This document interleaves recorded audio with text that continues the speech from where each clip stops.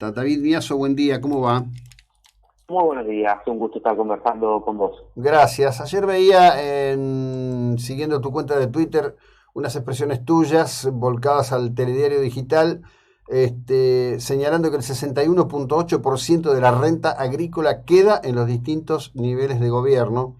Esto es un aspecto del que se habla poco en realidad, ¿no? Que es cómo funciona este sistema impositivo en donde el drenaje del que crea riqueza es absolutamente interminable en nuestro país.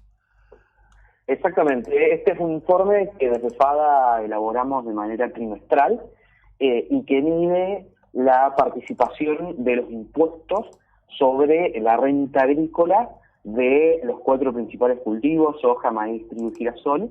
Y como muy bien indicabas recién, para el mes de junio nos da que el Estado se lleva a través de los impuestos el 61,8% de renta agrícola. Esto, para ponerlo en otras palabras, es de cada 100 pesos de renta que genera una hectárea agrícola promedio en el país, 61 pesos con 80 es lo que representan los impuestos. Claro.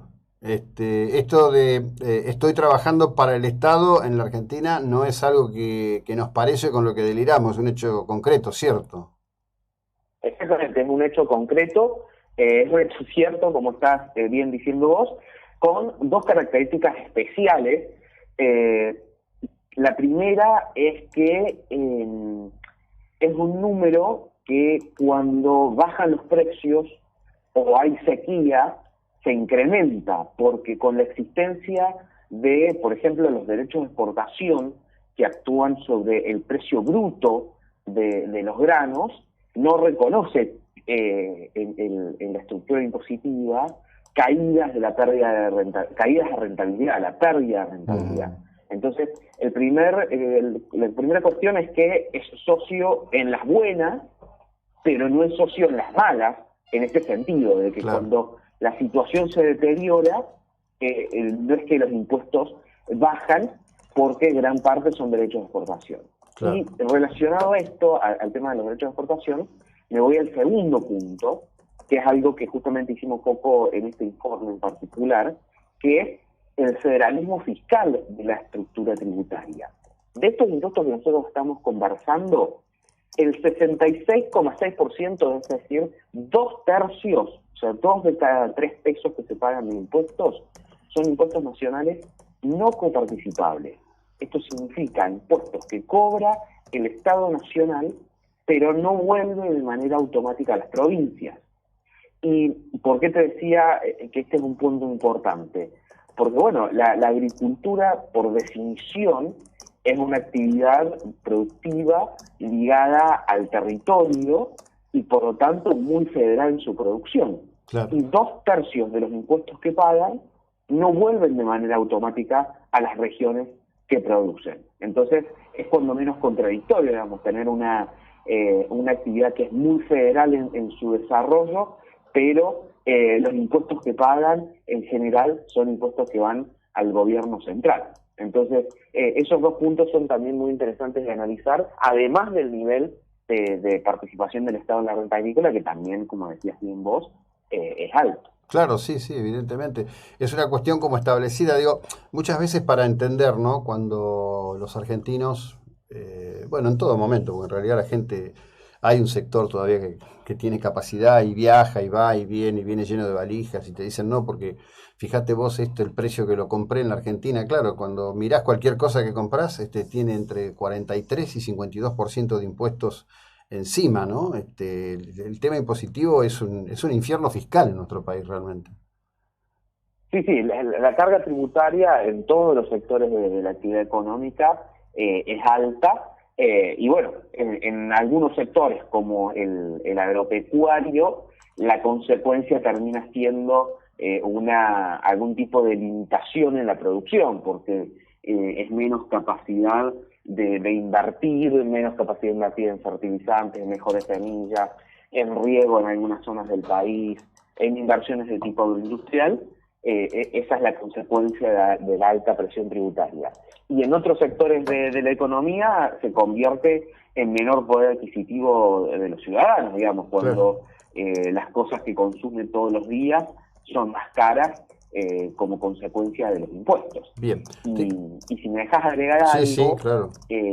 No solo es la discusión de los impuestos en sí mismos, sino el qué se hace con el gasto. Claro. Porque tenemos esto que vos definiste recién como infierno tributario, pero al mismo tiempo el que puede se va a la educación privada, a la salud privada y a la seguridad privada. Uh-huh. Entonces tenemos una situación que el que puede huye de los servicios públicos básicos porque no son de calidad. Entonces tenemos esta dualidad, digamos, de alta presión tributaria que limita la producción, limita la generación de empleo, limita la actividad económica, y por otro lado, una prestación de servicios públicos que bueno, el que puede trata de irse a una prestación privada. Claro, sí, no, bueno, esto pasa y nos pasa todo el tiempo, ¿no? Pensemos lo que está ocurriendo hoy en este escenario que tiene Argentina, es decir, los dirigentes docentes, no voy a hablar de los docentes, ya no están reclamando por estar vacunados, porque están todos vacunados, ahora te dicen no podemos empezar las clases con este frío. Digamos, muchas veces se sigue pensando que la educación privada es una cuestión, digamos, de ciertos sectores económicos pudientes. En mi caso personal conozco infinidad de gente de laburo, de laburo de sectores, digamos, de estratos bajos, que hacen esfuerzos impresionantes para mandar al chico a algún modelo de escuela privada, porque lo que quieren es que tenga clases. Claro. Esto pasa absolutamente para todos. Quiero preguntarte por otro tema. La cuestión esta que ha tenido tanto impacto, que es la caída del precio de la soja. ¿Cómo impacta en los recursos que va a recibir el Estado en lo que resta de este presente año? Bueno, impacta de manera directa porque de entrada vos calculás que en el caso de soja tiene un derecho a exportación del 33%. ¿Esto qué significa? De cada $10 que ingresan al país por soja, el Estado automáticamente se queda con $3.30. O sea que un menor precio impacta de manera directa en los derechos de exportación que termina recaudando el Estado. Así que un menor precio impacta de manera directa en la recaudación. Te diría que si bien hay un impacto, porque bajamos de precios que tocaron un pico máximo de $600 Uh-huh. a mantenernos en algún nivel cercano a los 520, estamos hablando de cerca de $80, esto es casi un 15%. Lo cierto es que también con $520 estamos en un buen nivel de precios, que es sustancialmente más alto que el que teníamos durante los últimos 2 o 3 años. Uh-huh.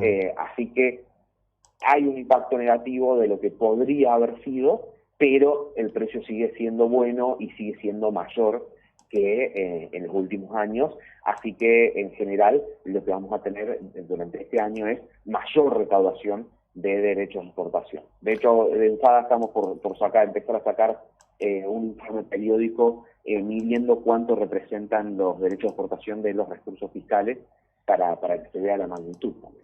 Bueno, qué bueno eso. Estaré muy atento. David, muchísimas gracias. Buena jornada, muy amable. Un gusto conversar con vos. Bueno, David Miazo, economista de FADA.